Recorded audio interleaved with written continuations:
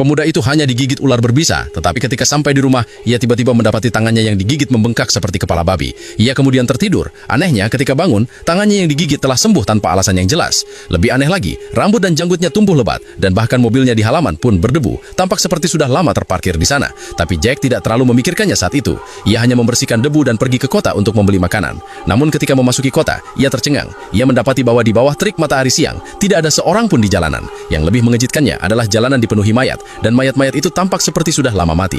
Hal ini membuatnya menyadari bahwa ada sesuatu yang tidak beres. Untuk memastikan kecurigaannya, ia segera pergi ke rumah orang tuanya. Baru setelah menyalakan radio di mobilnya, ia mengetahui bahwa ia telah koma selama 30 hari setelah digigit ular berbisa, dan bahwa sebuah peristiwa besar telah terjadi selama waktu itu. Sebuah virus mematikan telah menyebar di kota itu, sangat menular dan berbahaya, dan 90% penduduk telah meninggal karenanya. Jack sangat sedih. Yang ia inginkan hanyalah pulang dan memeriksa keadaan orang tuanya. Ia segera mengemudi pulang, dan setelah melihat makanan berjamur dan busuk, firasat buruk menghampirinya. Benar saja, ketika ia membuka pintu kamar tidur orang tuanya, ia menemukan ayahnya telah menjadi mayat yang dingin, dan ibunya terbaring tak bergerak di lantai. Tragedi mendadak ini membuat Jack hampir kehabisan napas. Ia duduk di bangku untuk waktu yang lama, akhirnya menenangkan kesedihannya. Kemudian ia pergi ke halaman dan mulai menggali lubang, memenuhi tindakan baktinya yang terakhir dengan menguburkan jenazah orang tuanya di sana. Selama beberapa hari berikutnya, Jack tinggal di rumah, takut untuk keluar. Akhirnya, suatu hari, ia mengumpulkan keberaniannya dan memutuskan untuk keluar dan mencari korban selamat lainnya. Ia segera tiba di sebuah gereja setempat. Sayangnya, yang ia temukan hanyalah mayat.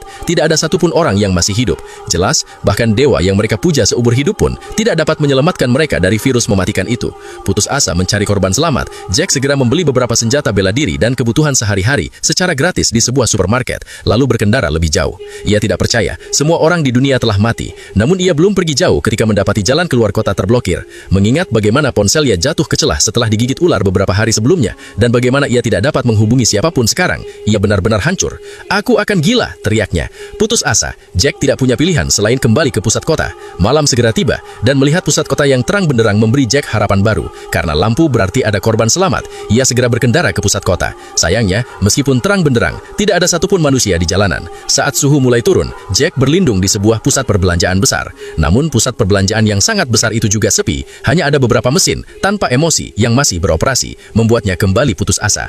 Sesampainya di hotel mewah, ia tak tahan lagi. Ia menanggalkan pakaiannya dan berendam di pemandian air panas, berniat menikmati kesendiriannya di dunia pasca apokaliptik. Setelah 2 jam di pemandian air panas, Jack merasa haus, jadi ia berjalan telanjang ke bar dan memilih minuman termahal dari konter untuk menghilangkan dahaganya.